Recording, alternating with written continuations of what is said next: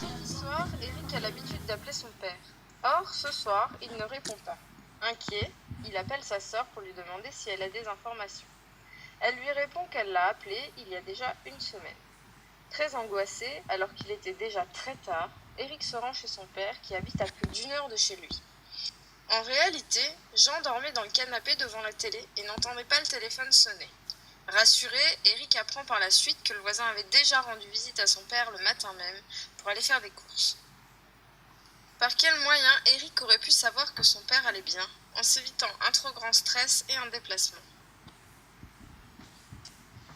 Donc, notre solution est Eneid.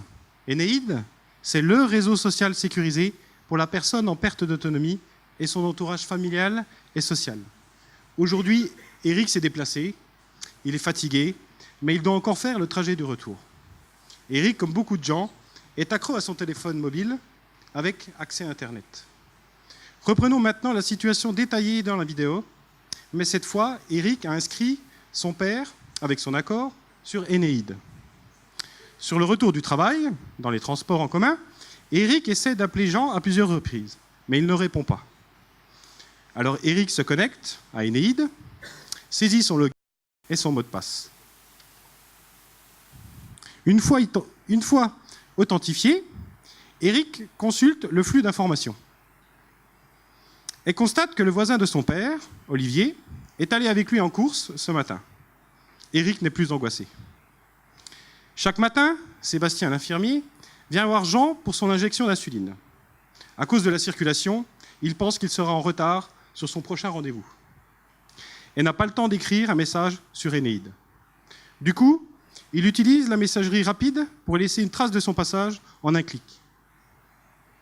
2 jours plus tard, Eric, à l'occasion d'un déplacement, passe en coup de vent voir son père. Plus tard dans la journée, il ajuste sa visite sur Eneid, ce qui permet à sa sœur, elle aussi, d'en être informée.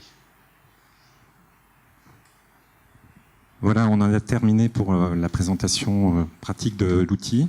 Tout d'abord, je voudrais remercier l'équipe qui m'a accompagné. Comme apparemment Pablo Picasso l'a dit, moi je l'ai rêvé, vous l'avez fait. En tout cas, je vous remercie. Puis je voulais aussi remercier les organisateurs et puis tous les coachs qui nous ont quand même beaucoup aidés dans la journée. Enfin, dans le week-end plutôt, même si ça a été une longue journée.